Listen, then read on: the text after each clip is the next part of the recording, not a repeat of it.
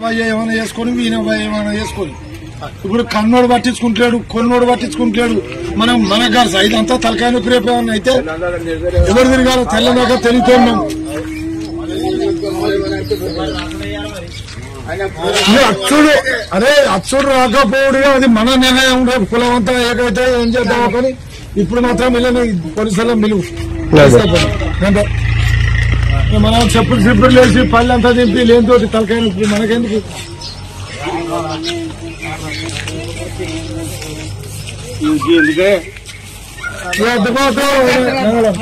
డప్పులు గిప్పుడు పంపి పోలీసు వాళ్ళు వస్తారు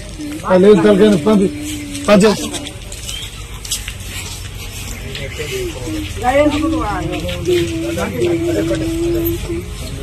ఉన్నారండి